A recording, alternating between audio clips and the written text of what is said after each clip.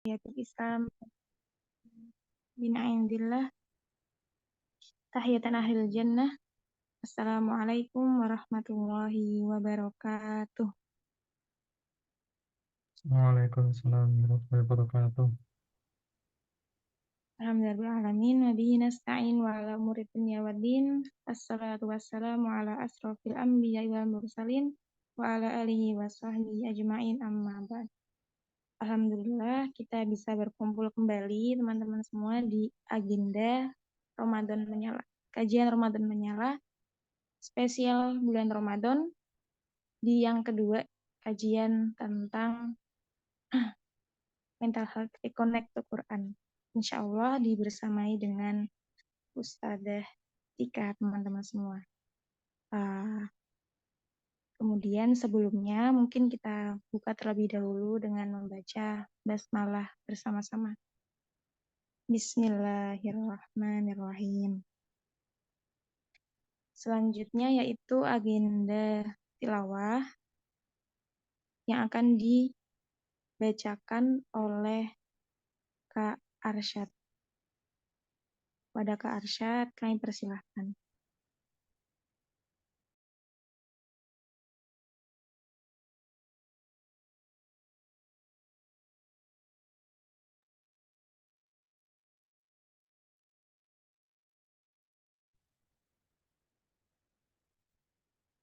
Assalamualaikum warahmatullahi wabarakatuh. Waalaikumsalam warahmatullahi wabarakatuh. أعوذ بالله من الشيطان الرجيم. بسم الله الرحمن الرحيم.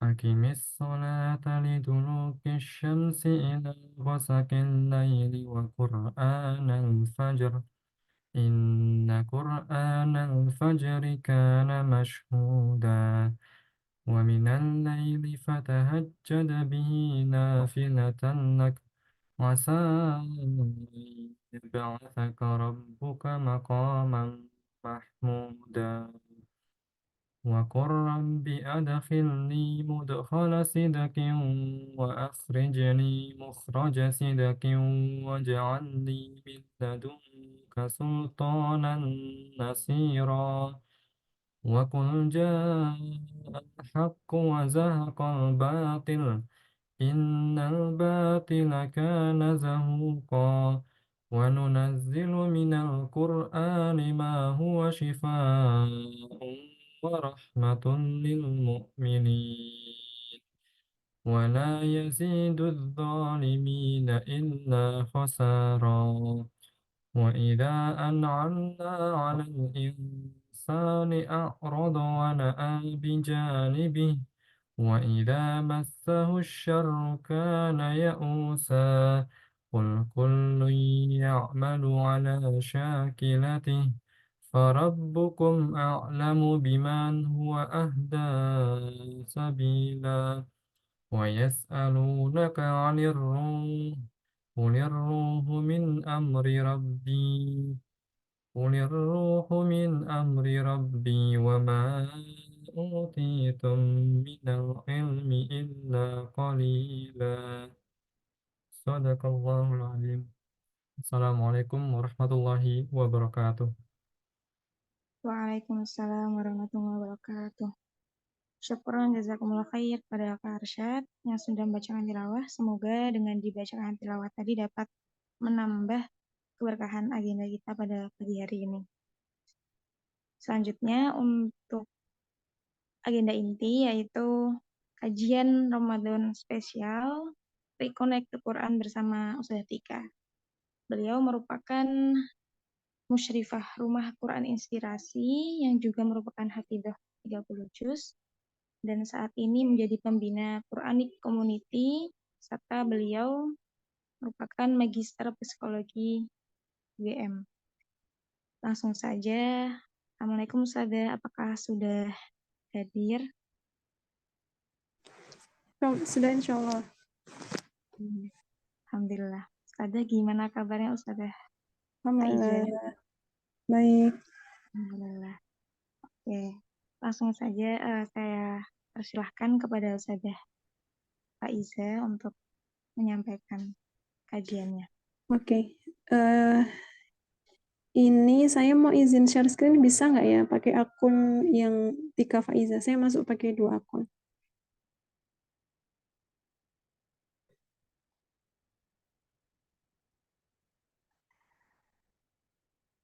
Oke.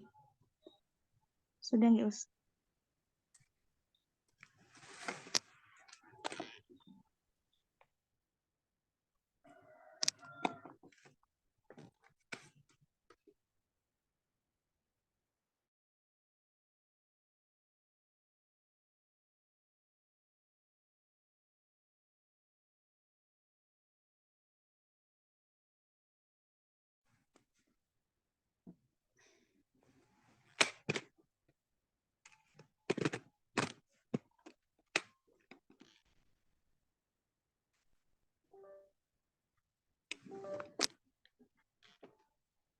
Oke, kita mulai ya. Bismillahirrahmanirrahim. Uhayyikum bi tahiyatil Islam, tahiyati ahlil jannah, tahiyati mubarakah. Assalamualaikum warahmatullahi wabarakatuh. Waalaikumsalam warahmatullahi wabarakatuh. Alhamdulillahirabbil alamin. Alhamdulillahi wa kafa annahu ta'ala jaddu rabbina matakhadha sahibatan wala walada. Wassalatu wassalamu ala rasulil mustafa wa man ittaba'al huda. Rabbi shrah li sadri wa yassir li amri wahlul 'uqdatam min lisani yafqahu qawli. Amma ba'du. Baik.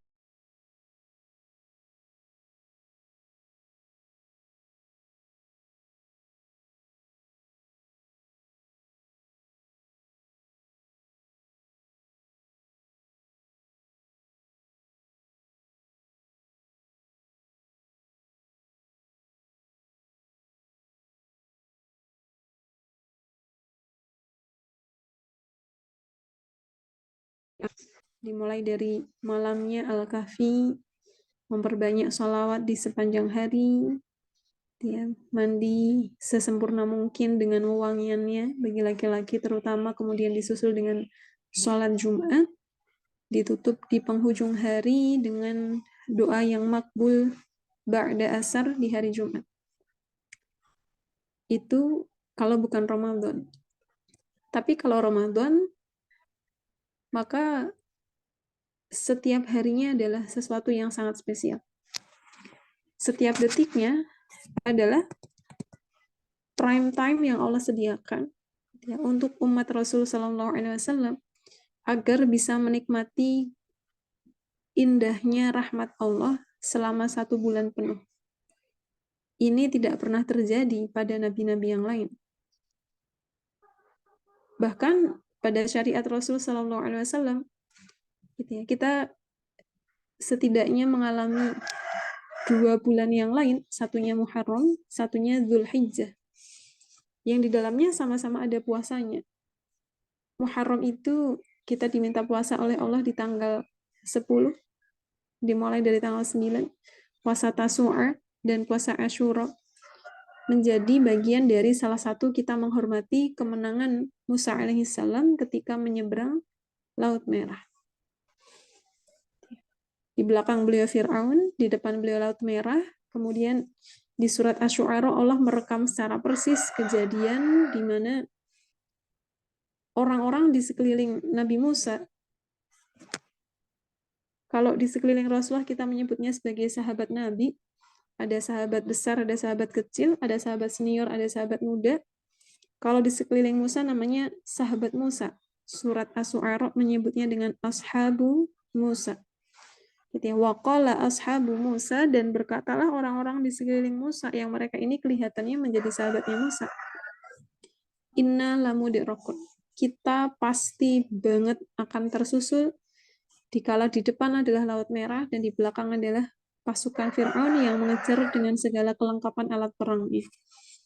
Tapi sungguh Musa bukanlah Khidir, di mana Khidir Allah berikan karunia ilmu laduni, ilmu di mana seseorang sudah mengetahui peristiwa yang akan terjadi sebelum masa peristiwa tersebut datang. Itu Khidir, tapi Musa tidak demikian. Nabi Musa seperti orang pada umumnya yang tidak mengetahui tentang masa depan. Termasuk beliau juga tidak pernah mengetahui bahwa langit, laut itu akan terbelah oleh tongkat yang beliau bawa kemana-mana. Beliau tidak pernah tahu tentang itu. Satu hal yang beliau tahu yang kemudian direkam oleh Allah di surat Asy-Syu'ara dengan rekaman yang sangat luar biasa presisi. Nanti kalau kita membedah surat Asy-Syu'ara pada adegan Nabi Musa terkepung oleh 2 titik yang menjadi stresor yang sangat besar. Seolah-olah jalan buntu itu begitu nyata, depan Laut Merah tidak mungkin menyeberang jalan kaki, belakang Fir'aun tidak mungkin berperang dengannya karena Nabi Musa tidak membawa peralatan perang. Yang beliau tahu cuma satu hal, dan itu diabadikan oleh Allah di Al-Quran. Ketika ada sesuatu itu diabadikan oleh Allah di Al-Quran, maka sebenarnya Allah sedang ingin menunjukkan satu hikmah, Allah sedang ingin menunjukkan satu pelajaran besar yang kemudian satu pelajaran besar itu sangat berguna bagi umat Muhammad Shallallahu Alaihi Wasallam. Karena itu sampai masuk di Al-Quran. Kalau kita bayangkan dari kisah hidup triliunan manusia sejak Adam alaihi salam sampai hari ini, bukankah kisah setiap orang itu sangat panjang, sangat beragam, dan sangat banyak sekali jika dihitung dari Adam sampai orang hari ini, atau setidaknya sampai diturunkannya Al-Quran kepada Nabi Muhammad SAW. Bukannya terbentang kisah manusia gitu ya, yang jumlahnya sangat banyak, kisahnya rupa-rupa, macam-macam gitu ya. Tapi kenapa Allah memilih beberapa adegan saja yang akan masuk dalam kisah-kisah di Al-Quran? Dan salah satu yang masuk dalam adegan kisah di Al-Quran adalah proses penyeberangan gitu ya. Lebih tepatnya bagaimana Nabi Musa dan kaumnya dihadang oleh 2 stresor yang sangat hebat, belakang Fir'aun, depan Laut Merah. Dan Musa tidak pernah tahu apa yang akan terjadi. Yang beliau tahu cuma satu. Al-Quran menyebut dengan kata Inna ma'iya Rabbi sayahdin. Inna ma'iya Rabbi. Sesungguhnya bersamaku ada Rabbi. Robku, gitu ya, sayahdin, secepat mungkin dia akan memberikan petunjuk kepadaku. Itu nanti kalau dibedah pakai sudut bahasa Arabnya, teman-teman akan ketahui bahwa modalitas yang paling besar dimiliki oleh Nabi Musa, yang kemudian itu membedakan beliau dengan kaumnya adalah modalitas iman. Iman itu membuat seseorang ya, memang tidak bisa melihat tentang masa depan. Tapi iman itu membuat hati memiliki sepenuh yakin bahwa selama seseorang itu dibersamai kehidupannya oleh Allah, sayahdin, maka Allah sendiri yang akan memberikan petunjuk. Dan ini terkonfirmasi di ayat-ayat Al-Quran yang lain. Wa may yu'min billahi yahdi qalbah. Di juz-juz belakang banyak sekali ya, di surat At-Tolak ya.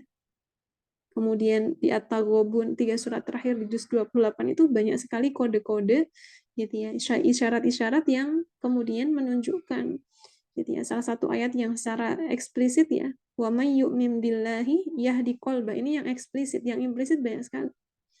Barang siapa yang beriman kepada Allah, yahdi qalbah, Allah akan memberitahu ke dalam hatinya tentang sesuatu yang memang dia harus tahu. Kalau bahasa kita, Allah akan memberinya petunjuk. Secara real itu pernah dialami oleh Musa alaihissalam, yang kemudian pelajarannya dimasukkan oleh Allah di Al-Quran, yang kemudian dipatenkan oleh Allah gitu ya, dalam kalimat yang global. Wa may yu'min billahi, barang siapa yang beriman dengan keberadaan dan kekuasaannya Allah dan segala sesuatu tentang Allah tentunya, yahdi qalbah, Allah akan memberinya petunjuk. Gitu ya. Itu kalimat globalnya. Kalimat spesifik yang pernah diucap Musa, inna ma'iya rabbi sayahdin. Ya, fa'auhayna, kemudian kami wahyukan kepada Musa. Sesaat Nabi Musa memiliki suatu keyakinan bahwa Allah akan memberikan kepada beliau petunjuk, maka Allah merespon itu dengan mengatakan fa'auhayna, maka di situ ada penghubung kata fa ya. Fa'auhayna, maka kami wahyukan kepada Musa untuk gitu ya, anil burib bi'asaqal bahar, suruh mukul laut pakai tongkat yang beliau pegang. Ya, kemudian laut itu terbelah. Dan seterusnya. Ya. Itu terjadinya pada 10 Muharram. Maka kita diminta untuk puasa gitu ya, bagi umat Rasulullah Muhammad SAW pada 10 Muharram. Kita mengenalnya dengan puasa Asyura. Namun puasa Muharram itu sifatnya sunnah, tidak seperti Ramadan yang sifatnya wajib. Gitu ya. Atau Zulhijjah, gitu ya. Kalau Muharram adalah bulannya Musa, Zulhijjah itu adalah bulannya Ibrahim alaihissalam dan keluarga. Ketika Nabi Ibrahim bermimpi secara berturut-turut, gitu ya, beliau adbahuka, kata beliau, aku menyembelihmu, gitu ya, inni arafil manam, aku melihat, gitu ya, di dalam mimpi, adbahuka, aku menyembelihmu wahai Ismail, gitu ya, fanzur madza taro, maka tampakkan, ungkapkan, gitu ya, madza taro, apa yang menjadi analisismu, apa yang menjadi pendapatmu, kata Nabi Ibrahim alaihissalam. Gitu ya. Kemudian gitu ya, karena Ibrahim dan keluarganya ini adalah ikon keluarga tangguh, tidak hanya tangguh secara mental, tapi juga tangguh secara keimanan, Allah memilih mereka menjadi role model untuk menunjukkan bagaimana hidup itu harus dilalui dengan cara mencintai Allah melebihi mencintai siapapun. Dan itu gitu ya, diperankan oleh Ibrahim ketika menyembelih Ismail, dan Ismail mengatakan gitu ya, lakukanlah wahai ayahku apa yang menjadi perintah Allah untukmu, gitu ya, satajiduni insyaallahu minas sabirin, engkau akan mendapatiku insyaallahu gitu ya, minas sabirin, insyaallah bagian dari orang-orang yang sabar. Kemudian diparingkanlah Ismail gitu ya, pisau itu sudah nempel di leher beliau sambil menutup mata. Tidak ada seorang ayah pun yang kemudian memiliki keimanan apalagi setebal Ibrahim alaihissalam yang sampai punya gelar Khalilullah gitu ya. Allah telah mengambil Ibrahim sebagai Khalila, kalau di Al-Quran bahasanya begitu. Kemudian dibahasakan secara umum Ibrahim adalah Khalilullah, kekasihnya Allah. Gitu ya. Hampir saja pisau itu menggesek leher Ismail ketika Nabi Ibrahim menutup mata saking sebenarnya tidak teganya, gitu ya, dengan semua latar psikologis bagaimana beliau bisa punya Ismail itu penuh penantiannya sangat lama sekali. Ketika punya, usianya sudah hampir remaja, diminta untuk menyembelih ayah mana yang hatinya sanggup melihat itu, maka gitu ya, demi membuktikan bahwa beliau lebih mencintai Allah dengan mengikuti perintahnya dibanding mencintai Ismail, beliau tetap melakukannya. Hampir pisau digesek, gitu ya. Kemudian malaikat Jibril datang membawa domba dari surga, membawa sembelihan dari surga, gitu ya. Kemudian selamatlah Ismail, kemudian Allah memuji, gitu ya. Wa idzi batala Ibrahima rabbuhu bikalimatin fa'atammahunna, gitu ya. Ketika Nabi Ibrahim itu diuji oleh Allah dengan beberapa ujian, fa'atammahunna, bahkan Ibrahim bisa menyempurnakan ujian itu. Kalau orang kuliah, gitu ya, gelarnya summa cum laude, bukan cuma cum laude, summa cum laude, semuanya sempurna. Masya Allah. Historical yang terjadi pada bulan Muharram di mana Musa membelah laut, atau historical yang terjadi pada bulan Dzulhijjah di mana Nabi Ibrahim alaihissalam ya, menjadi orang yang kemudian dipinjam oleh Allah diri dan keluarganya untuk memperagakan betapa mencintai Allah itu melebihi siapapun, dan beliau berhasil melalui semua ujian itu, gitu ya. Kita diminta oleh Allah puasa Asyura pada Muharram dan puasa Arafah pada Dzulhijjah, tapi keduanya sama-sama puasa sunnah. Hanya terjadi pada bulan Ramadan, teman-teman yang dirahmati oleh Allah, yang 30 harinya itu semuanya wajib puasa. Muharram hanya 2 hari puasanya, 9 dan 10. Zulhijjah hanya 1 hari, tanggal 10. Tapi boleh diikuti sejak dari tanggal 1. Disebut sebagai puasa mutlak untuk menghantarkan sampainya pada 10 Muharram. Ramadan satu-satunya bulan di mana Allah mensyariatkan puasa itu full 30 hari, hukumnya bukan lagi sunnah, tapi hukumnya wajib. Kenapa bisa demikian? Kalau mau lihat dari historicalnya, gitu ya, kita akan banyak sekali temui gitu ya pada kisah Nabi Shallallahu Alaihi Wasallam, gitu ya, apa yang terjadi pada bulan Ramadan ketika Rasulullah masih hidup, sangat banyak, gitu ya. Kalau kita sebut satu-satu tentu waktu kita tidak akan cukup, tapi salah satu yang paling agung adalah inna anzalnahu fi lailatul qadr. Saya sangat yakin teman-teman sudah menghafal ayat itu sejak zaman SD, gitu ya. Inna anzalnahu fi lailatul qadr. Kalau teman-teman perhatikan, ayat itu turun dalam format yang sangat menarik, gitu ya. Dari mana kita tahu ayat itu menarik, gitu ya, dan sangat informatif, gitu ya. Kalau teman-teman mau memperhatikan, gitu ya, ayat itu dimulai dengan kata inna, gitu ya. Inna itu gabungan antara inna, nunnya pendek, plus na, gitu ya, isim domir tapi menempel pada kata inna. Gitu ya, nun ketemu nun gitu ya, kemudian dia dilebur diidghamkan jadi satu menjadi inna gitu ya. Artinya gitu ya, sesungguhnya kami. Sesungguhnya kami itu kan secara makna sudah bisa dipahami ya teman-teman ya. Gitu ya. Kalau teman-teman sebagai sembada cendekia ini gitu ya, menghubungi seorang pembicara terus mengatakan, Ustazah, kami ingin mengundang, itu kan kalimatnya sudah sangat jelas ya. Tapi yang Allah mau di ayat ini tuh nggak cukup begitu. Yang Allah mau, Allah memberikan penekanan 2 kali setidaknya pada pernyataan paling awal di surat Al-Qadar ayat 1. Innanya saja itu artinya sudah sesungguhnya kami. Gitu ya. Tapi kemudian oleh Allah masih diikuti dengan kata kami lagi. Anzalna itu artinya kami telah menurunkan. Inna sesungguhnya kami, anzalna kami telah menurunkan. Jadi kaminya diulang 2 kali. Apakah ini hanya sebuah kebetulan? Tidak mungkin. Gitu ya. Karena Al-Quran ini tidak seperti paper ilmiah sebagus-bagusnya paper ilmiah, bahkan sampai tembus Scopus internasional sekalipun. Gitu ya. Pasti akan ada banyak ketidaksempurnaan dalam pembuatan awalnya, gitu ya. Sampai harus ada reviewer ketika disubmit pada jurnal gitu ya, Scopus, untuk membenarkan hal-hal yang kemudian typo, gitu ya, kalimat ganda, standarisasi-standarisasi yang belum dicapai dan sebagainya. Itu jurnal. Tapi Al-Quran itu bahkan tidak perlu review dari siapapun, gitu ya, karena Al-Quran itu sudah sempurna sejak awalnya. Al-yawma akmaltu lakum dinakum wa atmamtu alaikum ni'mati wa raditu lakumul Islam madina. Ketika Allah mengatakan al-yawma akmaltu lakum dinakum, gitu ya, pada hari ini telah aku sempurnakan untukmu agamamu, gitu ya. Salah satu ayat yang dibaca oleh Rasulullah gitu ya di penghujung usia beliau, gitu ya, salah satunya dalam rangkaian penutupan haji wada, haji terakhir sebelum Rasulullah meninggal, gitu ya, beliau telah menyampaikan al-yauma akmaltu, Allah sudah menyempurnakan Islam ini, gitu ya, dan kemudian Allah mencukupkan nikmatmu, nikmat untuk kalian semua, gitu ya. Salah satu nikmatnya apa? Quran ini tidak akan pernah ada revisinya lagi, tidak perlu diamandemen, tidak perlu direview untuk dicari kesalahannya dan dibenarkan ulang, itu tidak perlu. Kalaupun direview itu untuk diketahui pelajarannya, bukan untuk perevisian. Maka ketika kita mendapati kata inna anzalna di sini, teman-teman yang dirahmati oleh Allah, sama sekali tidak ada typo di situ. Gitu ya. Nanti kalau kita belajar bahasa Arab, format seperti ini justru kita temukan digunakan untuk melakukan beberapa poin. Satu, penggaransian. Allah ingin menggaransi dan membuat apa? Peneguhan, kira-kira begitu ya, bahwa kami yang menurunkan Al-Quran, bukan yang lain-lain. Bukan para jin yang membisikkan kalimat-kalimat kotor, bukan pula Rasulullah Muhammad sendiri yang merangkai kata-kata ini, bukan pula siapa-siapa selain kami. Makanya Allah menggunakan kami 2 kali pada awal surat Al-Qadar untuk meyakinkan audiens pendengarnya. Gitu ya. Satu, gitu ya, pembuatan garansi bahwa kami lah yang menurunkan Al-Quran. Kedua, gitu ya, untuk meyakinkan manusia bahwa tidak ada sosok lain yang memiliki Al-Quran selain kata kami itu sendiri, di mana kata kami itu pasti merujuknya kepada Allah.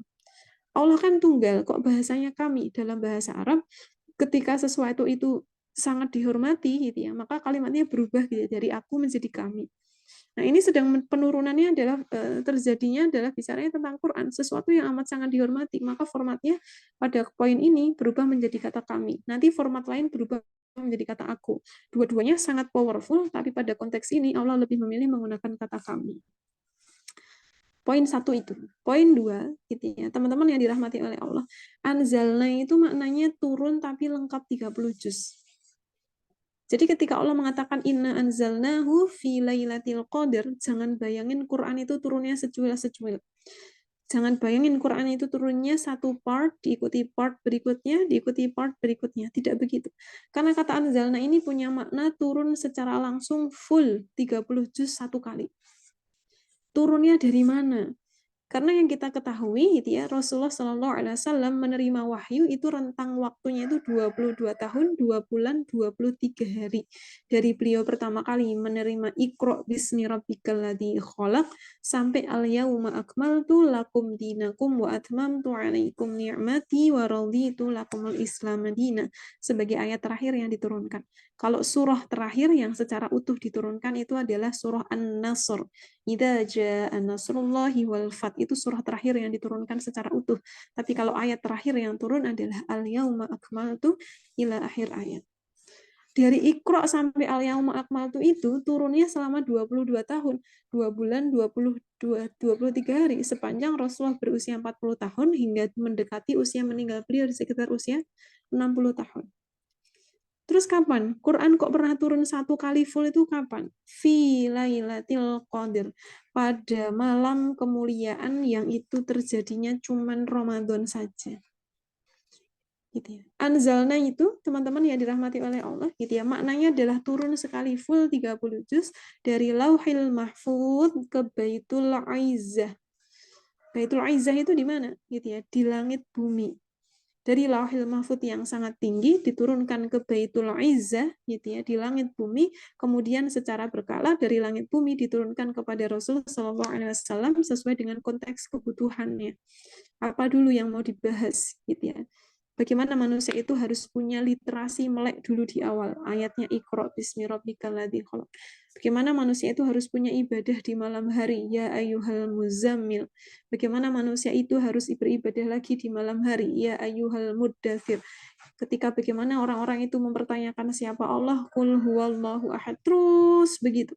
Dia akan turun sesuai dengan kebutuhan masyarakat saat itu, sesuai dengan kehendaknya Allah tentunya, gitu ya, secara bertahap. Maka dari sini kita bisa tahu ya, Quran yang datang bertahap itu sudah sangat hebat, ini Quran sekali datang.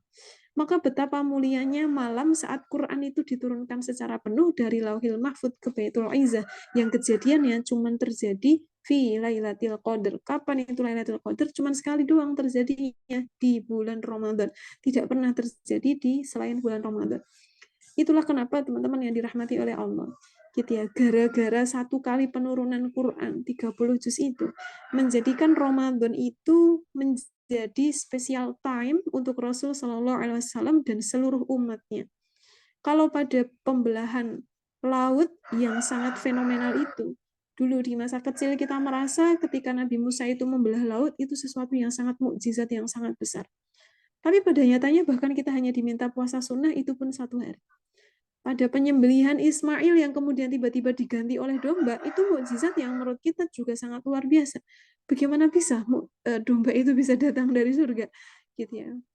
Pada pandangan pertama, gitu ya, kekaguman-kekaguman pada mukjizat yang sifatnya dhahiriyah seperti laut terbelah, bagaimana Ismail digantikan dengan domba, bagaimana Ibrahim dibakar tidak hangus, gitu ya, sampai dikatakan ya narukuni bardaw wasalaman, wahai api narukuni bardan, gitu ya, jadilah kamu dingin, wasalaman, lagi menyelamatkan Ibrahim alaihissalam. Bagi kita itu sangat menakjubkan. Tapi pada poin ini Allah ingin membuka tidak hanya penglihatan mata kita yang takjub oleh hal-hal yang sifatnya fenomenal, tapi Allah lebih dari itu ingin membuka hati dan pikiran kita, ada yang lebih menakjubkan dari mukjizat para nabi. Apa itu? Anzalnahu. Di situ kembali kepada Al-Quran. Al-Quran adalah mukjizat terbesar sepanjang pengutusan Nabi sejak Adam alaihissalam hingga Muhammad SAW.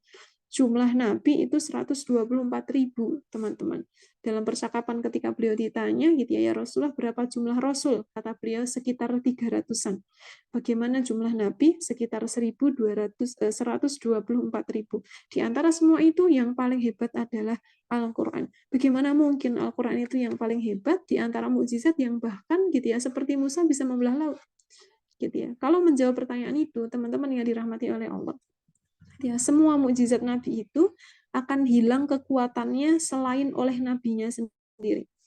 Tongkatnya Musa itu kalau sekarang kita pegang, atau tidak harus kita, zaman Nabi Musa aja dah.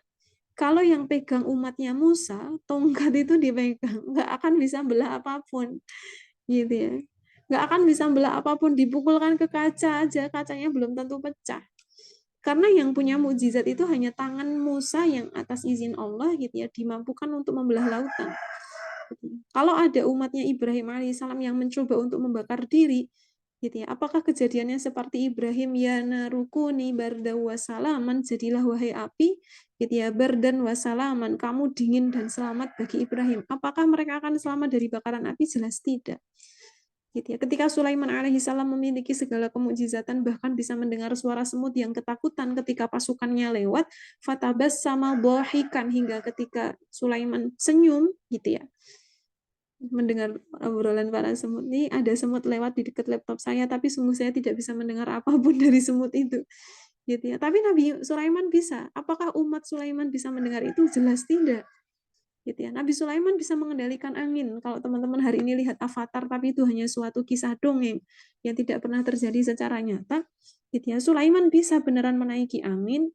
Beliau bisa macam-macam, bahkan beliau punya pasukan dari kalangan jin, gitu ya. Beliau punya pasukan dari kalangan burung. Kalau ada burung terbang di sekeliling kita, dia takut lari. Kalau Sulaiman, ya burung itu justru menjadi pasukannya beliau. Tapi apakah umatnya Sulaiman bisa melakukan hal yang sama? Jelas tidak. Gitu ya. Meskipun mukjizat itu mempesona secara mata, teman-teman yang dirahmati oleh Allah, tapi sungguh tidak bisa diwarisi oleh siapapun. Bahkan yang bisa melihat hanya orang yang sezaman dengan Nabi tersebut. Itu pun harus on the spot ketika kejadiannya ada, dia bisa melihatnya. Tapi ketika sudah berlalu hari dan dia tidak menghadiri ketika mukjizat itu sedang dipampang, ya dia nggak akan bisa lihat lagi, cuma bisa dengar aja. Tapi sangat berbeda dengan Al-Quran. Rasul telah meninggalkan kita 14-15 abad yang lalu, teman-teman yang dirahmati oleh Allah. Tapi kemudian sesuatu yang disebut sebagai Al-Quran ini, mukjizatnya, masih bisa dirasakan oleh siapapun, bahkan itu bukan Nabi, tapi adalah umat Muhammad SAW. Apa mukjizatnya? Sangat banyak sekali. Ya, sangat banyak sekali. Gitu ya. Misalkan kalau teman-teman tahu, gitu ya, Dr. Maurice Bucaille itu ya, dia orang non-muslim sebenarnya, tapi kemudian punya kesempatan ya atas kerjasama beberapa negara, gitu ya, kepadanya diberikan muminya Fir'aun, gitu ya, terus ditelitilah sama beliau dan terkaget-kaget. Bagaimana mumi yang hidupnya di daratan kok bisa mengandung banyak garam dengan persentase yang sangat tinggi? Itu sangat tidak wajar. Gitu ya, beliau teliti lagi, gitu ya. Akhirnya beliau bertemu dengan para profesor muslim, terus ditanyakan, kok ini bisa ya, adanya mumi Fir'aun kayak gini, katanya di kitabmu ada. Dibacakanlah ayat Al-Quran yang mengabadikan, gitu ya, kata Allah, gitu ya, sungguh pada hari ini, gitu ya, nunajjika bi badanika, kata Allah, kami selamatkan badanmu untuk menjadi pelajaran bagi orang-orang yang datang setelahmu. Itu terbukti, gitu ya, itu kan mukjizatnya Rasulullah SAW, Quran ini. Tapi kemudian siapa yang bisa merasakan hidayahnya? Siapa yang bisa merasakan kehebatan petunjuknya? Seorang Maurice Bucaille yang kemudian hidup di zaman kita ini, gitu ya, tapi beliau mendapatkan cipratan hidayah dari Al-Quran, beliau mendapatkan mukjizat kebesaran Al-Quran, bahkan bisa langsung mengawal muminya Fir'aun yang dimention sama Al-Quran. Itu cuma satu contoh, teman-teman. Dan tidak harus Maurice Bucaille. Teman-teman kalau di sini ada 20 orang ini semuanya sangat mungkin mencicipi mukjizatnya Quran itu sendiri. Quran sampai sehebat itu. Gitu ya. Quran sampai sehebat itu. Maka ketika Al-Quran pernah diturunkan oleh Allah dari Lauhil Mahfudz sampai ke Baitul Izzah dalam satu kali penurunan, malam diturunkannya Al-Quran menjadi paling mulia di antara seluruh Ramadan. Ramadannya sendiri menjadi bulan paling mulia di antara 12 bulan lainnya. Rasul Shallallahu Alaihi Wasallam menjadi Rasul paling besar. Bahkan surga tidak akan pernah bisa diketuk pintunya, melainkan harus dengan jari jemarinya beliau. Jibril menjadi pemimpinnya para malaikat karena beliaulah yang menghantarkan wahyunya Al-Quran. Gitu ya. Dan kita akan mendapatkan banyak kebaikan, bahkan bisa merasakan mukjizatnya Quran dikala kita ini bukan siapa-siapa. Itu Al-Quran. Inna anzalnahu fi lailatul qadar. Baru setelah itu berikutnya yang dibahas oleh surat Al-Qadar bukan tentang Quran ya, tapi tentang Lailatul Qadar. Nah, dari sini teman-teman yang dirahmati oleh Allah, gitu ya. Semoga kita mau menjadi mengerti gitu ya, betapa harga satu kali Ramadan itu menjadi sangat luar biasa sekali. Semoga kita menjadi mengerti gitu ya, kenapa harganya Ramadan itu menjadi sangat tinggi sekali di sisi Allah gitu ya, tidak lagi hanya dengan puasa sunnah kita kita disyariatkan menyambut Ramadan, tapi dengan puasa wajib karena di dalamnya gitu ya, pernah diturunkan Al-Qur'an yang menjadi mukjizat paling besar sepanjang pengutusan Nabi sejak Adam alaihi salam hingga Muhammad sallallahu alaihi wasallam. Pertanyaannya, kenapa judul Reconnect itu harus diangkat? Gitu ya. Kenapa judul Reconnect itu harus diangkat? Connect kembali dengan Quran. Kenapa harus diangkat? Teman-teman sekalian dirahmati oleh Allah. Gitu ya. Kita perlu mengajukan pertanyaan yang cukup kritis gitu ya tentang bagaimana gitu ya fenomena gitu ya orang Islam hari ini terhadap interaksinya dengan Al-Qur'an. Gitu ya. Nanti kalau teman-teman berkenan menjawab lewat chat room gitu ya, silahkan boleh dijawab bagaimana menurut teman-teman interaksi orang Islam hari ini terhadap Al-Qur'an. Pada satu sisi kita akan mendapati Quran itu semakin terdengar gaungnya. Dari mana buktinya? Semakin menjamur rumah-rumah Quran, rumah-rumah tahfidz, pondok-pondok tahfidz, dan sebagainya. Sampai harus ada gitu ya, program tahfidz, program hafiz cilik di TV-TV. Gitu ya. Itu bukannya sebagai bukti Al-Quran membooming, benar. Kita semakin sering bisa mendengarkan Quran. Ya, apakah itu jadi sebuah masalah? Pada satu sisi itu menjadi suatu keberkahan. Tapi, gitu ya, kemudian kalau itu tidak diwaspadai, itu akan menjadi musibah yang sangat besar. Kenapa disebut sebagai musibah? Gitu ya. Teman-teman yang dirahmati oleh Allah, Rasul Shallallahu Alaihi Wasallam bahkan pernah menyampaikan sama kita, aktsarul munafiqi, justru sebagian besar orang-orang munafik itu asalnya qura'uha, justru dari orang-orang yang sering baca Quran. Wah, kok bisa? Gitu ya. Aktsarul munafiqi, kata Rasul Shallallahu Alaihi Wasallam, gitu ya. Qura'uha, justru yang disebut sebagai orang munafik itu yang jumlahnya paling dominan itu asalnya dari orang-orang yang membaca Quran. Kok bisa? Gitu ya. Kok bisa? Karena kemudian bagaimana interaksi kita dengan Al-Quran di hari ini itu sudah tidak lagi sama dengan bagaimana dulu Rasul SAW menetapkan garis pendidikan terhadap Al-Quran. Gitu ya, menetapkan garis pendidikan terhadap Al-Quran. Orang-orang hari ini sangat betul semakin banyak menjamur rumah Quran dan sebagainya. Tapi bagaimana kemudian gelar hafidhah itu menempel pada diri seseorang dikala mereka ini cuma hafal tapi tidak pernah benar-benar mengetahui apalagi bisa mengamalkan. Sangat jauh sekali gitu ya. Mereka ini mungkin hafal gitu ya. Kalau mau diuji juz 1 gitu ya, kita cari tengah ayat gitu ya. Mungkin dia bisa melanjutkan. Itu suatu keberkahan yang besar, iya. Tapi kalau itu menggejala secara umum, orang-orang pada hafal Quran tanpa pernah tahu bagaimana hukum-hukum itu tegak di dalamnya, tanpa pernah tahu isinya Quran itu konsep-konsep kuncinya apa, tanpa pernah tahu itu, maka bisa dibayangkan ya, manusia-manusia yang menghafal Quran, manusia-manusia yang membaca Quran itu hidup dalam tanda kutip kebodohan dari Quran itu sendiri karena tidak mempelajari isinya. Bagaimana bisa mengamalkan kalau tidak punya ilmunya? Nah, teman-teman sekalian dirahmati oleh Allah, gitu ya. Maka benarlah ketika Ibnu Umar, gitu ya. Ibnu Umar itu anaknya Umar bin Khattab, gitu ya. Ibnu Umar itu anaknya Umar bin Khattab. Namanya asli adalah Abdullah bin Umar, gitu ya. Nama aslinya Abdullah bin Umar, gitu ya. Kata beliau, laqad aishna, gitu ya. Kami pernah hidup, gitu ya. Burhata min dahrina, gitu ya. Kami pernah hidup, gitu ya, di zaman kami, gitu ya, di mana wa ahaduna yu'tal iman qoblal Quran, di mana masa itu adalah masa di mana yu'tal iman qoblal Quran. Ini metode yang dipakai Rasulullah. Yu'ta, telah datang gitu ya, al imana, iman qoblal Quran, sebelum Quran itu sendiri. Maksudnya gimana? Gitu ya. Para sahabat Nabi itu terbiasa mempelajari keimanannya dulu baru ke Quran itu sendiri. Kalau turun suatu ayat, Iqra bismi rabbikal ladzi khalaq, misalkan turun begitu sampai 5 ayat berikutnya. Sebelum dihafal, mereka bahkan lebih cenderung memahami isinya dulu baru menghafalkannya. Maka hafal itu hanya suatu dampak dari saking seringnya berinteraksi dengan Quran untuk mencari isinya. Lama-lama hafal sendiri. Wa ahaduna yu'tal iman qoblal Quran. Gitu ya. Kami belajar iman sebelum Quran, gitu ya. Wa tanzilu surah ala Muhammadin sallallahu alaihi wasallam fanata'allamu halalaha wa haramaha.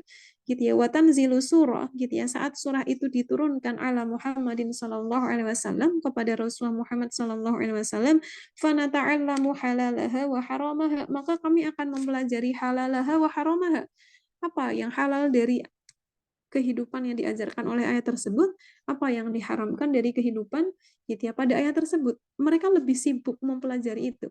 Wa amaraha wa zajiraha gitu ya. Kami juga belajar tentang apa yang diperintahkannya dan apa yang dilarangnya. Wa yanbaghi ayyaqifa indahu minha gitu ya. Yang kemudian kami gitu ya mengamalkannya, kira-kira begitu ya. Kami mengamalkannya, aturan-aturan gitu ya yang kemudian seharusnya itu sudah dipatuhi gitu ya. Kama ta'allamuna antumul yaumal Qur'an gitu ya. Sehingga teman-teman yang dirahmati oleh Allah, bagaimana dulu para sahabat Nabi itu punya koneksi dengan Al-Qur'an, ternyata caranya adalah mereka mempelajari isinya dulu. Ketika Rasul gitu ya melalui Al-Qur'an gitu ya menyampaikan wala taqrabu zina, dibandingkan ngafalin ayatnya, al-imana qabla al-Qur'an, diyakinkan nilai-nilai isinya itu lebih kuat dibandingkan penekanan terhadap penghafalan ayatnya. Sehingga mereka bukan cuma connect sama Quran, mereka sampai connect kepada pemiliknya Quran, Allah Subhanahu wa Ta'ala. Makanya para sahabat Nabi itu kualitas-kualitas jiwanya itu disebut sebagai gitu ya, khairul qurun, sebaik-baiknya generasi. Kualitas jiwanya, kualitas pikirannya, kualitas perilakunya, itu sebagai khairul qurun, sebaik-baik generasi. Kenapa bisa begitu? Mereka sangat menguasai isi-isi Quran, yang kemudian itu menghantarkan mereka untuk bisa mengenali siapa diri mereka, apa yang harus mereka lakukan dalam hidup dengan benar, gitu ya, sampai gitu ya, membuat mereka begitu amat dekat sekali dengan Allah. Gitu ya. Karena metode belajarnya adalah al-iman qabla al-Quran, iman dulu sebelum gitu ya, menghafalkan Quran itu sendiri.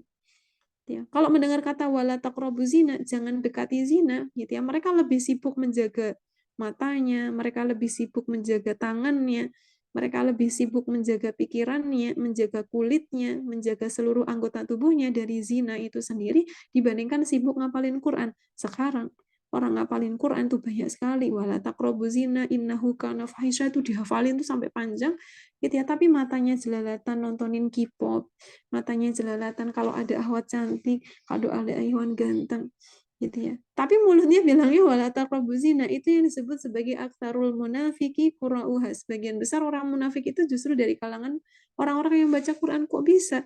Gitu ya, mereka lebih sibuk membaca dibandingkan gitu ya mengetahui isi dan mengamalkannya. Saya tidak mengatakan membaca itu tidak penting, bukan. Yang salah adalah merasa cukup dengan membaca.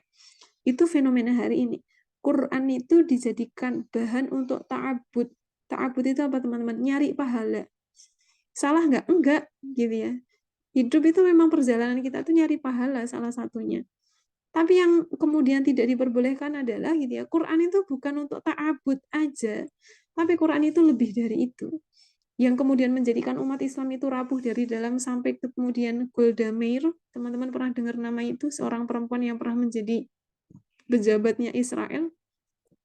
Di suatu malam dia mengatakan gitu ya, saya tidak bisa tidur membayangkan esok hari betapa marahnya suatu raksasa yang akan membalas dendam gitu ya ketika mengetahui mimbar Al-Aqsa mereka akan kami bakar. Itu Golda Meir itu sampai nggak bisa tidur. Gitu ya. Tapi setelah pagi harinya gitu ya, dia salah besar. Tidak terjadi apa-apa melainkan riak-riak kecil dari protes-protes yang kemudian tidak memberikan banyak gitu ya ketakutan kepada orang-orang Israel. Gitu ya. Ternyata raksasa itu benar-benar tidur. Siapa yang dia maksud? Orang Islam. Kenapa orang Islam itu disebut raksasa tidur? Mereka kehilangan kekuatan besarnya bernama connect dengan Quran dalam kehidupan mereka. Sehingga yang mereka ambil sebagai value-value kehidupan itu justru bukan berasal dari Quran, tapi dohiriyahnya mereka membaca Quran. Tidak ada yang pernah salah dengan membaca Quran, tapi Quran itu tidak pernah diturunkan hanya menjadi ta'abud, cuman diambil pahalanya. Kalau cuman gitu, Quran itu sama kayak baca buku. belajar tolabul ilmi itu juga ada pahalanya, tapi kan bukan itu yang sebenarnya dimau sama Allah, gitu ya. Maka dari perkataan Ibnu Umar ini kita jadi tahu, gitu ya, bagaimana seharusnya kita itu memperlakukan Al-Quran. Sampai kemudian teman-teman yang dirahmati oleh Allah, yang menarik dari kalimat beliau adalah kalimat lanjutan ini, summa laqad ra'aitul yaum rijalan yu'ta ahaduhumul Qur'an qoblal iman, gitu ya. Terus beliau mengatakan, namun hari ini aku menyaksikan orang-orang itu belajar Quran sebelum iman, gitu ya.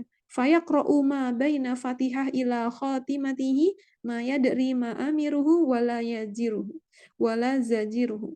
Dia lancar banget tuh baca, gitu ya, baina Fatihatihi, dari Al-Fatihahnya ila khatimatihi, sampai penutupnya, maksudnya surah An-Nas, gitu ya. Ma yadri ma amiruhu wala zajiruhu wala ma yang bagi an yaqifa indahu minhu, tapi dia nggak ngerti isinya, nggak ngerti perintah apa yang terkandung di dalamnya, larangannya apa, aturannya gimana, dia nggak ngerti. Hadis riwayat Baihaqi yang disahihkan oleh Al-Hakim, juga Imam Az-Zahabi, gitu ya. Bayangin ya, Ibnu Umar ini kan hidupnya sezaman dengan Nabi, gitu ya. Terus kemudian beliau mengatakan tentang satu fenomena bagaimana dulu beliau belajar bersama Rasul Shallallahu Alaihi Wasallam. Tapi ketika Rasulullah meninggal, gitu ya, kemudian berlalulah zaman beliau, kemudian setelah beliau dan seterusnya. Pas beliau masih hidup tapi Rasul sudah meninggal, gitu ya. Kemudian beliau mulai membimbing orang-orang di bawah beliau sudah mengatakan kalimat ini, teman-teman. Summa laqad ra'aitul yauma rijalan yu'ta ahaduhum al-Qur'an qoblal iman. Mereka ini orang-orang yang belajar Quran sebelum iman, maka tidak menambah apapun dalam diri mereka kecuali justru potensi resiko memperburuk situasi umat itu semakin besar. Dianggaplah orang itu hafidhul Quran tapi ditanya hukum waris nggak ngerti. Ditanyalah dia tentang bagaimana hukum nikah orang yang sudah berzina, dia nggak ngerti. Ditanya lagi bagaimana hukum fikih ini dan itu, dia nggak ngerti. Tapi disebutnya sebagai hafidhul Quran. Itulah yang disebut sebagai Al-Quran qoblal iman. Maka teman-teman sekalian yang dirahmati oleh Allah, gitu ya, begitu menarik kita menyimak kata-kata Ibnu Umar ini. Ini yang bilang Ibnu Umar, gitu ya, orang yang hidup sezaman dengan Nabi, tapi ketika Rasul wafat, beliau mengatakan ini. Berarti fenomena itu sudah terjadi dari sejak lama. Kemudian semakin terparahkan situasinya, makin ke sini, makin ke sini, makin ke sini, apalagi di zaman kita. Bukan cuman, gitu ya, urusan selesai 30 juz, bahkan banyak sekali di kalangan orang Islam yang baca Quran itu cuma pas Ramadan. Kalau pas nggak Ramadan, Quran itu kayak sesuatu yang nggak penting gitu. Gitu ya. Kalaupun baca, itu sambil dengan segala beban di hatinya. Gitu ya. Sibuk ngitung halaman sisa, gitu ya. Nungguin moodnya datang. Atau kemudian nunggu kalau ada teman yang ngajakin ngaji, gitu ya. Tapi kalau lagi sendirian, Masya Allah, gitu ya, cuman mau ngondisiin baca satu halaman, itu pembukaannya panjang, gitu ya. Harus nyiapin apa yang dibaca cuma satu halaman aja. Tapi ngumpulin mood itu kelamaan sekali, padahal ibadah tidak pernah dibangun di atas mood, tapi ibadah itu dibangun di atas komitmen. Kalau ibadah itu dibangun di atas mood, teman-teman, sholat itu udah ditinggal sejak zaman dulu. Dia habis pergi kemana-mana rasanya capek, lagi nggak mood sholat, ya nggak usah sholat, gitu ya. Itu namanya ibadah dibangun di atas mood, gitu ya, semangat nggak semangat. Tapi Allah tidak pernah menetapkan ibadah itu di atas mood, gitu ya, bukan di atas itu, tapi ibadah itu di atas ketaatan dan komitmen kita kepada Allah, semangat nggak semangat, gitu ya, lagi males apa enggak, pokoknya itu harus dilakukan. Loh, nggak ikhlas dong, gitu ya. Ikhlas itu tidak pernah terikat dengan rasa ringan dan rasa berat. Oh, ini saya berat banget yang lakuin, berarti nggak ikhlas. Nggak gitu juga. Saya ringan banget yang melakukan ini, berarti ikhlas. Nggak gitu juga. Berapa banyak orang yang ringan melakukan, tapi rasa ringannya sponsornya bukan Allah, tapi sponsornya karena mau nunggu dipuji oleh orang. Jadi dia ringan melakukan itu. Karena dia disponsori oleh perasaan akan dipuji oleh manusia. Jadi dia ringan-ringan aja. Orang yang berat melakukannya, apakah dia kemudian tidak ikhlas? Ibrahim alaihissalam ketika akan menyembelih Ismail itu kurang ikhlas apa? Tapi Ibrahim punya perasaan berat. Kenapa? Gitu ya. Karena kemudian itu sisi kebapaannya beliau itu gitu ya, sangat hidup, gitu ya, hatinya sangat sensitif. Bahkan Allah menyifati Ibrahim itu sebagai awahun halimun, orang yang amat besar kasih sayangnya, lembut lagi. Awahun halimun. Gitu ya. Awahun halimun. Gitu ya. Kurang apa gitu ya kelembutan hati Ibrahim. Kemudian kalau beliau merasa berat itu bukan karena beliau tidak ikhlas, gitu ya. Beliau hanya sedang menjadikan hati beliau sebagai makmum, gitu ya, dari imam bernama ketaatan kepada Allah. Nah, dari situ teman-teman sekalian yang dirahmati oleh Allah, gitu ya. Maka kalau kita melihat fenomena hari ini, betapa pentingnya hidup itu harus dikoneksikan kembali dengan Allah, terutama lewat Al-Quran. Kalau kita lihat hidup kita dari bangun tidur sampai tidur lagi, ada nggak sesi di mana kita tuh benar-benar keep in touch dengan Quran, tapi bukan dengan membacanya saja, tapi kita menyelam pada isi-isi makna yang ada di dalam Al-Quran itu sendiri, untuk mengetahui Quran ini bilang apa sama saya, Allah ini kasih arah saya kemana, gitu ya, dan sebagainya. Syekh Ali Tantowi pernah menceritakan, gitu ya. Beliau ini salah satu ulama yang sangat besar, ya, ulama akbar, gitu ya, kabir maksudnya, bukan akbar. Jadi yang kemudian beliau punya buku, beliau punya banyak ceramah dan sebagainya. Yang dari sana kemudian kita mengetahui, ya, teman-teman yang dirahmati oleh Allah. Beliau pernah cerita, gitu ya, tentang keadaan di mana beliau pernah dicurhati oleh sepasang suami istri yang hampir saja bercerai. Gitu ya, hampir saja bercerai. Tapi sebelum perceraian itu termantapkan dan naik ke pengadilan, gitu ya, mereka ini sowan ke Syekh Ali Tantowi. Kemudian Syekh Ali Tantowi, gitu ya, mendengarkan keluhan mereka, ternyata mereka datang ke Syekh Ali Tantowi itu hanya untuk memantapkan hati, bukan lagi minta pertimbangan. Kemudian Syekh merasa, ya ini kayaknya udah bulat banget mau cerai, mau gimana lagi? Mau dinasihati sana sini kok kayaknya udah nggak masuk. Tapi terus beliau mengatakan, ya saya tidak akan memberikan nasihat pada kalian banyak-banyak, tapi saya hanya akan memberikan kepada kalian satu bekal ayat, tolong banget direnungkan sampai 3 hari ke depan. Setelah itu datanglah ke sini dan sampaikan keputusan bulat kalian. Apa ayat yang dibekalkan oleh Syekh Ali Tantowi pada proses perceraian itu, teman-teman yang dirahmati oleh Allah? Cuman satu ayat dari surat Al-Baqarah, dari yang panjang banget, cuman dipenggal sama Syekh Ali Tantowi, bunyinya, wala tansawul fadla bainakum. Gitu ya, wala tansawul fadla bainakum. Gitu ya, janganlah kalian, gitu ya, saling melupakan kebaikan satu dengan yang lainnya. Ya, wala tansawul fadla bainakum. Kalau teman-teman baca terjemahannya ayat ini, itu kayaknya nggak ada apa-apanya gitu. Ya biasa aja. Oh ya, berarti nggak boleh saling melupakan kebaikan. Rasanya kan gitu doang ya. Tapi gitu ya, Quran itu tidak pernah diturunkan cuman dibaca, teman-teman. Tapi Quran itu memiliki beberapa tahapan, nanti kita akan bahas insya Allah kalau waktunya cukup, bagaimana reconnect dengan Quran itu, tahapan yang seharusnya ditempuh itu kayak apa.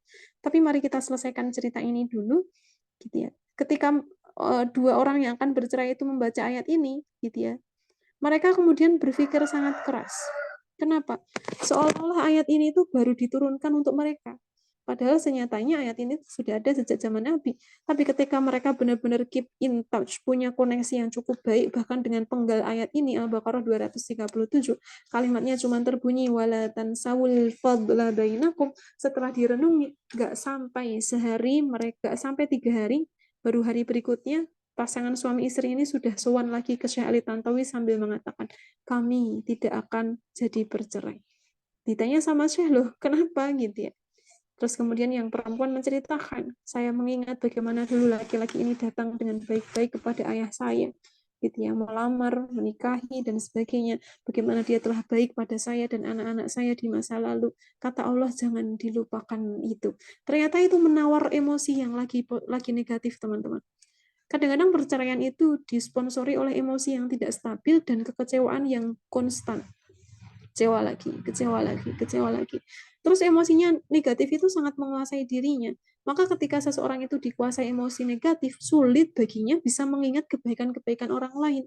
Tapi ketika emosi-emosi negatif itu ditawar, ya, dengan satu penawar yang asalnya dari Quran, dalam keadaan yang tenang, dengan adab yang baik, dengan tadabbur yang benar, maka emosi negatif itu akan menyingkir karena sudah ditawar oleh, gitu ya, hebatnya mukjizat Al-Quran.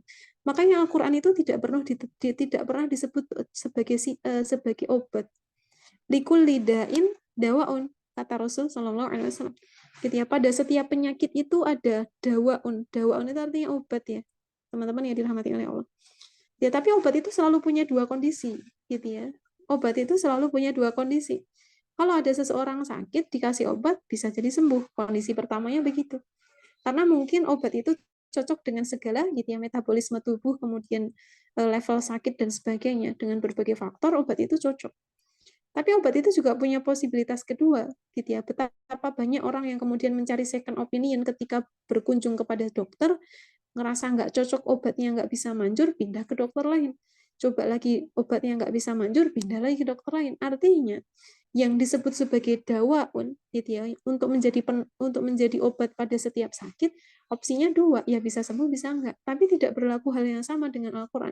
Al-Quran tidak pernah disebut sebagai obat, gitu ya. Maka kurang tepat kalau ada orang mengatakan Quran itu adalah obat hati, bukan, gitu ya, bukan. Obat itu bahasa Arabnya dawaun, tapi Quran itu disifati oleh Allah sebagai syifaun. Syifa dengan dawa itu beda. Seminimalnya ada dua perbedaan. Satu, wujudnya. Kalau obat itu sesuatu yang bisa teman-teman makan, entah pil, entah sirup, gitu kan, entah bentuknya ramuan-ramuan tertentu, entah makanan-makanan tertentu dan sebagainya. Tapi kalau syifa, ya, wujudnya itu bukan dimakan. Sejak kapan mencari obat dari Al-Quran dengan cara makan kertas Quran? Kan nggak pernah ada syariat kayak gitu ya. Tapi syifa itu gitu ya, bagaimana dia bisa menawar racun dari segala permasalahan kehidupan manusia. Caranya adalah dimulai dari dibaca, dipahami tafsirnya, diambil tadaburnya, kemudian diekstraksi.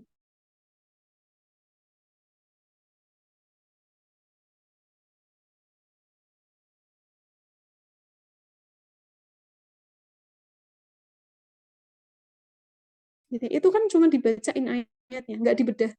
Wahai orang kesurupan, sesungguhnya ayat kursi adalah, kan nggak gitu juga, cuma dibacain aja ayat kursinya, tapi harus ada reaksi kan. Itu kekuatan Quran pada bacaan gitu ya, yang kemudian pada situasi tertentu itu akan sangat relevan. Gitu ya. Tapi pada kejadian sehari-hari, kalau kita punya teman yang nakal gitu ya, teman yang circle-nya toksik, terus kita bacain Quran, apakah kemudian mereka jadi berubah? Kan tidak. Kita malah diketawain, kamu ngerukyah kami gitu kan. Nggak gitu caranya gitu ya, karena sifatnya tidak terletak pada sekedar bacaannya dalam konteks saat kita ingin mengubah suatu kondisi dengan ekstraksi inti ayat. Pada orang yang hampir bercerai gitu ya, mereka kemudian tidak membacakan satu sama lain, wala tansawul fadla bainakum, terus kemudian mereka nggak jadi cerai, bukan begitu. Kalau pada orang yang kesurupan terus dirukyah, benar caranya begitu. Pada anak sakit, pada orang tua yang sakit, pada diri kita yang sakit, bacakan Al-Quran tanpa harus dibedah ayatnya, insya Allah sudah ada manfaatnya. Tapi dalam konsep-konsep kehidupan, gitu ya, kita membutuhkannya tidak hanya dari segi ta'abudi, mengibadahi Quran dengan membaca, tapi sampai menyelami. Pasangan suami istri yang hampir bercerai tadi, teman-teman yang dirahmati oleh Allah, ketika mendengar walatan sawul fadla bainakum, itu menawar semua emosi negatif dan kekecewaan mereka dalam pernikahan. Kok bisa? Karena ditadaburi. Gitu ya. Contoh lain yang marak pada kalangan anak-anak muda, teman-teman sekalian dirahmati oleh Allah. Gitu ya. Kenapa seseorang itu sangat sulit sekali gitu ya menjauhkan diri dari game online? Atau yang mungkin sebagian sudah mulai merasa kecanduan K-pop, drama Korea, gitu ya. Bahkan mungkin pada sebagian orang, naudzubillahi min dzalik, walaupun ini fenomenanya sudah mulai sangat banyak. Kami punya banyak klien yang kemudian menjadi sangat trouble karena sexual abuse di masa lalu. Ketika sexual abuse di masa lalu itu tidak kelar, teman-teman yang dirahmati oleh Allah, pada akhirnya mereka hari ini mengembangkan sikap yang kemudian malah bertentangan dengan Al-Quran. Apa? Mereka malah jadi pelaku suka sesama jenis. Mereka ada yang modelnya kayak gitu, kemudian ada yang terkena depresi, kemudian ada yang terguncang jiwanya sehingga hidup itu menjadi maladaptif. Maladaptif itu apa? Tidak bisa berfungsi sebagaimana orang pada umumnya. Gitu ya. Apa misalnya? Ya. Izin mengingatkan untuk materi 3 menit lagi. Gitu. Ya. Nah, dari situ, teman-teman sekalian dirahmati oleh Allah, gitu ya. Maka kita menjadi paham, gitu ya. Ketika Allah mengatakan di surat Maryam ayat 59, gitu ya, fakhalafa min ba'dihim khalfun adha'us shalah. Kemudian datanglah setelah mereka, nanti bisa dibaca kelengkapan konteks ceritanya, gitu ya. Siapa penggantinya? Adha'us sholata wattaba'us syahawat. Begitu seseorang itu, gitu ya, meninggalkan sholat, gitu ya, atau tidak harus meninggalkan, mengabaikan. Adha'u itu maknanya sebenarnya tidak meninggalkan ya, tapi dia mulai meremehkan sholat, nunda-nunda sholat, nganggap sholat itu nggak penting. Apa teman-teman? Secara apa? Konsep kunci, gitu ya. Kalau kita cuma membaca ayat ini rasanya biasa aja. Tapi kemudian kalau kita masuk dalam tadaburnya, kita akan ketemukan konsep kunci yang diarahkan oleh Al-Quran, bagaimana seseorang itu mengubah dirinya, atau kemudian kita menasihatkan ke orang lain saat melihat bagaimana seseorang itu sangat mudah dikuasai hawa nafsunya, gitu ya, nafsu ingin terkenal, nafsu ingin, mohon maaf gitu ya, ada hal-hal yang sifatnya porno, kecanduan gadget, gitu ya, nafsu bagaimana terkagum-kagum lebih pada orang, dan seterusnya. Itu salah satu hal yang dikoreksi adalah bagaimana dia memperhatikan sholatnya. Karena ketika orang itu sholatnya bagus, dia tidak punya kekaguman yang melebihi kekaguman dia sama Allah. Kagum sama orang itu jadi kerasanya tidak terlalu menguasai dirinya. Ya kagum-kagum, tapi nggak menguasai dirinya, nggak mengganggu pikirannya. Dia main game ya sesekali aja, tapi tidak kemudian kecintaannya pada game itu menguasai pikiran dan jiwanya. Kenapa? Sholat itulah yang telah menguasai jiwa dan hatinya, yang membentuk kekaguman dia sama Allah. Nah, kesimpulannya apa? Konsep seperti ini loh, teman-teman, yang bisa membuat hidup kita tuh lebih stable, sehat iman, juga sehat mental. Tapi yang begini ini nggak bisa kalau cuma kita baca luarnya aja. Maka, gitu ya, kalau panitia mengangkat judul Reconnect dengan Quran, ada beberapa hal yang kita lakukan. Pertama, gitu ya, redefinition. Kita perlu mendefinisikan ulang bagi kita sendiri, dalam kehidupan kita sendiri, bagaimana kita mendefinisikan Quran dalam hidup kita. Tanpa kita mendefinisikan ulang Quran dalam hidup kita, kita akan pakai definisi yang usang. Ya, Quran itu kan kitab saya. Iya, kitab yang mau digimanain. Definisikan ulang. Kalau kita tidak mendefinisikannya, kita hanya akan menjadikan Quran itu formalitas-formalitas dalam kehidupan kita tanpa benar-benar kita pernah memeluknya dengan sepenuh hati. Setelah didefinisikan ulang, 2, gitu ya, pelajari ulang. Tentang apa? Tentang sebenarnya Quran ini tuh harus diapakan. Belajarnya dari mana? Dari para sahabat Nabi dan salafus soleh, bagaimana mereka memperlakukan Quran. Dengan belajar ulang bagaimana para sahabat, gitu ya, dan kemudian para salafus soleh memperlakukan Quran, kita jadi punya gambaran betapa jauhnya kita dari interaksi yang asli dengan Al-Quran. 3, reposition. Kita memposisikan ulang Quran dalam kehidupan kita. Kalau dulu Quran bagi para sahabat Nabi itu seperti handphone di zaman kita, kalau hari ini, gitu ya, Quran itu, gitu ya, tidak lebih dari HP yang kita pegang selalu itu. Maka kita harus memposisikan ulang. Kalau Quran memang sehebat itu, inna anzalnahu fi lailatul qadr, sampai kemudian kita temukan banyak konsep kunci yang hanya bisa ditemui saat tadabbur, teman-teman sekalian yang dirahmati oleh Allah, gitu ya. Tidak ada alasan lain bahwa kita harus punya koneksi ulang dengan Al-Qur'an, gitu ya, agar kemudian kehidupan kita ini tidak lagi menjadi kehidupan terakhir ya. Saya mau menyebut ayat di surat Toha, kata Allah, gitu ya. Waman a'radu an dzikri, siapapun yang berpaling dari Al-Quran dan tidak pernah berusaha untuk menghubungkan hidupnya kembali dengan Quran. A'radu itu maknanya mengabaikan dan tidak menjadikan penting. Siapapun yang melakukan itu terhadap Al-Quran, kata Allah, فَإِنَّ لَهُ مَعِيشَةً ضَنْكَةً, maka kami jaminkan padanya kehidupan yang sempit sejak di dunia sampai di akhirat. Terus apalagi? Wa nahsyuruhum yaumal qiyamati a'ma, dan kami bangkitkan dia dalam keadaan a'ma, buta. Terus kemudian orang ini bilang, dulu kami bisa melihat ya Allah, tapi kenapa saat kami bangkit di akhirat justru kami dalam keadaan buta? Allah menjelaskan sebenarnya yang buta itu bukan matanya saat di dunia, tapi yang buta adalah hati yang tidak pernah mengusahakan untuk terhubung kembali dengan Quran. Dikala Quran itu dia dengar, dia baca, tapi dia tidak memiliki koneksi apapun dari hatinya, dari pikirannya, dari pelakunya terhadap Al-Quran. Maka yang buta hatinya sejak di dunia akan dibutakan matanya oleh Allah nanti saat sudah di akhirat. Kita adalah orang-orang yang tidak hidup di zaman purba, teman-teman. Fasilitas literasi, fasilitas kajian, fasilitas belajar Quran itu bertebaran di mana-mana. Tinggal kita memutuskan apakah kita akan menjadi orang-orang yang wanah syuruhum yaumal qiyamati a'ma, memilih menjadi orang-orang yang akan Allah bangkitkan dalam keadaan buta di hari kiamat karena kebutaan mata hati sejak di dunia, atau justru kita akan menjadi orang-orang yang paling berbinar wajahnya di akhirat dengan cahayanya Al-Quran. Kita bisa memikirkan dan merefleksikannya sendiri, dan kita perlu mereposisi bagaimana Quran itu dalam kehidupan kita agar memiliki koneksi yang lebih baik. Hadani Allah wa iyyakum, saya kembalikan ke MC. Assalamualaikum warahmatullahi wabarakatuh. Waalaikumsalam warahmatullahi wabarakatuh. Masya Allah. Insya Allah ya, tadi kita udah mendengarkan banyak dari Ustaz Tika, yang salah satunya ya tadi bahwasanya Al-Quran itu nggak hanya sebagai pemberat timbangan pahala kayak gitu, tapi juga kita definisikan ulang bahwasanya Al-Quran itu adalah syifa, kemudian adalah pedoman hidup kita kayak gitu. Dan juga kita harus mempelajari ulang bagaimana cara memperlakukan Al-Quran, seperti bagaimana para salafus soleh dulu mempelajari Al-Quran. Dari mulai imannya dulu, baru belajar Al-Qurannya, seperti itu. Dan yang terakhir, reposition ya, memposisikan Al-Quran menjadi teman dekat. Tuh, Masya Allah. Nah, teman-teman silahkan yang mau bertanya, bisa raise hand atau bisa di kolom chat, silahkan langsung drop di kolom chat. Atau yang mau langsung juga boleh. Oke. Ustazah izin membacakan ya, ini sudah ada satu pertanyaan. Langsung saja ya Ustazah. Bolehkah kita mentadaburi Al-Quran dengan pemahaman sendiri tanpa merujuk ke tafsir atau hanya membaca terjemahan? Apakah hal tersebut beresiko kita akan memberikan pemaknaan yang kurang tepat, Ustazah? Mangga. Ya, terima kasih atas pertanyaannya. Bagaimana mentadaburi Quran tanpa merujuk pada tafsir? Ini sangat beresiko sekali, karena kalimat-kalimat tafsir, apalagi yang kita baca in Indonesia, tidak langsung in Arabic versi asli, kalimat-kalimat para ulama itu mengandung kemungkinan ya, dia punya potensi mispersepsi. Sebenarnya yang dimau nggak gitu, tapi kita memaknainya gitu. Baca tafsirnya aja bisa salah makna, apalagi hanya merujuk pada terjemahannya saja.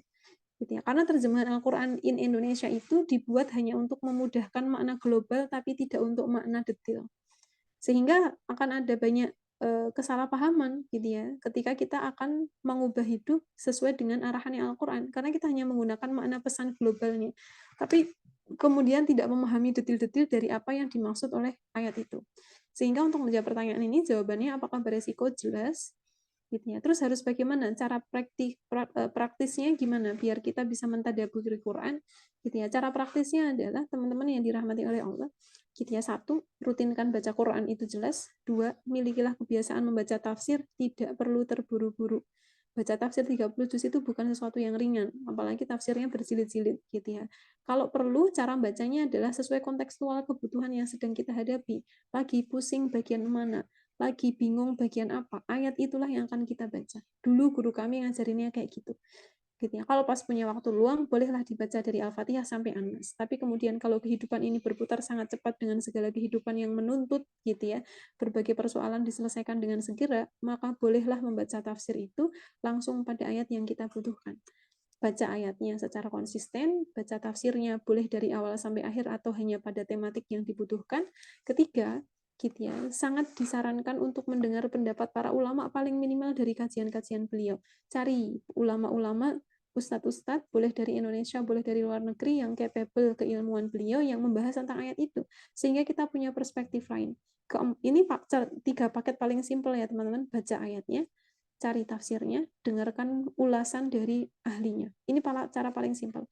Terus gitu ya, keempat, ini paket lengkapnya, tanyakan permasalahan kita sesuai dengan gitu ya, apa yang sedang terjadi kepada ahlinya. Artinya kita memang mengkonfirmasi, benar nggak pemahaman saya dengan ayat ini. Tapi yang poin keempat ini kadang-kadang orang ngerasa saya nggak punya tokoh yang bisa ditanyain secara langsung. Maka seminimal-minimalnya ada 3 paket tadi. Gitu ya. Dan tidak disarankan gitu ya, kita memahaminya hanya sekedar dari terjemahan. Gitu jawabannya gitu. Insya Allah.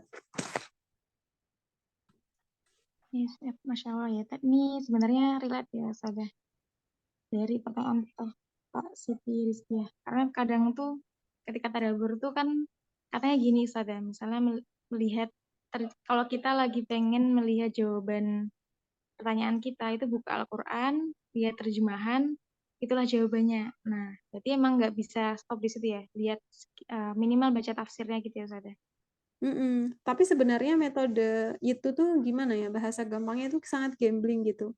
Pada orang-orang yang sedang berharap solusi, kemudian dia membaca Quran atau membuka Quran dengan sangat random, dia nggak menemukan jawabannya, dia sangat mungkin melakukan kesalahan persepsi. Apa kesalahan yang mungkin terjadi? Loh, ternyata Quran nggak bisa tuh jawab pertanyaan saya, padahal metode yang dia pakai itu sangat tidak ilmiah. Membuka dengan kerandoman itu sangat tidak bisa dipertanggungjawabkan gitu ya. Terus dia kemudian memiliki mispersepsi di situ. Katanya kalau buka random, Quran bisa ngasih jawaban. Nih, nggak ada tuh, Quran nggak ada ngasih jawaban. Dia lagi punya masalah A, pas dia buka ternyata jawaban untuk masalah B. Terus dia mengatakan Quran nggak bisa tuh jawab pertanyaan saya. Ini kan sesuatu yang sangat mengerikan ya. Gitu ya. Tapi ada juga ustazah yang beneran berhasil. Iya, saya tidak mengatakan itu tidak ada. Ada orang kayak gitu. Cuman kalau metode ini diaminkan oleh semua orang, tanpa kemudian mengkonfirmasi dengan metode ilmiah bagaimana menemukan syifa dari Al-Quran dengan jalur yang lebih benar, gitu ya, maka metode ini bisa diambil secara umum gitu ya. Artinya orang jadi bisa melakukan itu. Tapi itu kan sebenarnya sangat gambling dan beresiko sekali. Beresikonya lebih parah lagi, orang jadi kecewa sama Quran. Katanya Quran bisa jawab, rupanya nggak bisa gitu kan. Nah itu poin. Terus poin kedua, benar tadi yang Mbak MC bilang ya, nggak cukup dengan baca terjemahan. Tapi rasa-rasanya itu udah kejawab loh Ustazah. Kejawab tuh hanya karena kita ngelega aja. Oh, jadi di Quran tuh ada. Gitu doang. Tapi bagaimana eksekusi langkahnya, bagaimana kita harus menyusun strategi untuk mengurai ruwetnya masalah kita, itu nggak cukup dengan cara membaca. Itu harus didampingkan pada penjelasan ulama. Ini tuh amal nyatanya tuh bentuknya gimana. Gitu. Gitu ya, kira-kira. Ya, baik, siap Ustazah. Jazakumullah khair. Orang ulang ya Ustazah. Untuk cara tadabbur, jadi minimal banget ya teman-teman itu merutinkan baca Al-Quran, kemudian mencari tafsir, dan yang ketiga tanpa buru-buru ya mencari tafsirnya pelan-pelan, dan yang ketiga mendengar kajian ulama tentang pembahasan ayat Al-Quran supaya kita nggak salah dalam menafsirkan suatu ayat. Ya, paket lengkapnya lebih baik kalau ada yang diajak diskusi langsung, misal tanya ke Ustadz, apa gimana, dan sebagainya. Siap. Tapi minimal paket minimalnya yang sampai nomor 3 itu, paket lengkapnya sampai yang nomor 4. Gitu kira-kira Mbak MC sebelum ditutup mungkin bisa menanyakan ke 1 atau 2 peserta untuk memberikan refleksi. Bukan review materi ya, kalau review berarti ngomongin materi, tapi kalau refleksi secara hati itu apa yang didapatkan. Silahkan. Oke, boleh teman-teman. Mungkin ada yang mau membagikan gimana rasa yang telah mendengar kajian dari Zatika ini ya tadi. Ya, Kak Desla Fitria, boleh on mic bisa? Cek, suara saya udah masuk. Masuk. Oh iya, jazakillah khair sebelumnya kepada Ustazah Faiza atas materinya. Memang lagi momentumnya banget itu kayak lagi banyak kegiatan jadinya sempat turun juga nih semangatnya nih untuk membaca Al-Quran, jadi tercharge lagi apa namanya semangatnya. Alhamdulillah. Kalau refleksinya tadi ya sangat menjadi pengingat, tertampar juga dengan materi-materinya selalu begitu ya kalau Ustazah menyampaikan materi. Kalau dari refleksi yang saya dapatkan itu ada kata-kata yang sangat mengena, yaitu ibadah tidak dibangun di atas mood, tapi ibadah dibangun di atas komitmen dan ketaatan kita kepada Allah. Apakah itu nggak ikhlas? Ustazah tadi menyebutkan bahwa ikhlas tidak terikat dengan berat dan ringan, karena berapa banyak orang di zaman sekarang melakukan suatu amalan itu ringan, tapi sponsornya itu bukan Allah. Barakallahu fiik. Ya, Masya Allah. Keren banget. Saya mungkin boleh menanggapi dan juga sekalian closing statement saya. Monggo. Ya, cukup ya, tidak ada tanggapan. Kira-kira begitu. Closing statement-nya adalah teman-teman yang dirahmati oleh Allah, sebenarnya kita ini adalah pewaris dari kekayaan yang tidak bisa diukur oleh apapun. Karena Al-Quran adalah warisan yang tidak bisa diuangkan, tidak pernah ada dinar, dirham, euro, dolar yang bisa sanggup untuk menghargakan Quran itu dengan sejumlah angka. Maka Quran itu adalah warisan yang tidak ternilai, tapi kita ini adalah orang-orang miskin di antara warisan yang sangat kaya. Ada apakah dengan diri kita dalam kemiskinan iman, dalam kemiskinan mental, dalam kemiskinan ilmu, padahal kita adalah pewarisah dari kekayaan itu. Adakah sesuatu yang salah dalam diri kita? Adakah sesuatu yang perlu kita perbaiki? Bukankah kita adalah pewarisah dari semua kekayaan Quran dan kekayaan hadis? Maka oleh karena itu, teman-teman yang dirahmati oleh Allah, kita harus bangun, kita harus menyadari jika kita adalah pewarisah dari Quran dan pewarisah dari Al-Hadis, gitu ya, agar kita menjadi orang-orang yang benar-benar kaya imannya, kaya ilmunya, sehat mentalnya, sehat dalam berbagai aspek kehidupannya, yang dengan itu, jika setiap orang memiliki kesadaran itu, maka akan bangkitlah umat raksasa ini menjadi peradaban yang kemudian akan bisa menegakkan kembali nilai-nilai Islam secara internasional. Hadani Allah wa iyyakum. Assalamualaikum warahmatullahi wabarakatuh. Waalaikumsalam warahmatullahi wabarakatuh. Syukran jazakumullah khair pada Ustazah Tika Faizah yang sudah menyampaikan materinya, Masya Allah sekali. Baik, teman-teman, langsung saja kita ke acara penutup. Marilah kita tutup kajian pada pagi hari ini dengan membaca hamdalah dan doa kafaratul majelis. Alhamdulillahirabbil alamin. Subhanakallahumma wa bihamdika asyhadu an la ilaha illa anta astaghfiruka wa atubu ilaik. Syukur teman-teman yang udah hadir. Sampai ketemu lagi di agenda kajian Ramadan, spesial Ramadan pada pekan selanjutnya. Saya cukupkan. Assalamualaikum warahmatullahi wabarakatuh. Waalaikumsalam Terima kasih warahmatullahi wabarakatuh. teman-teman.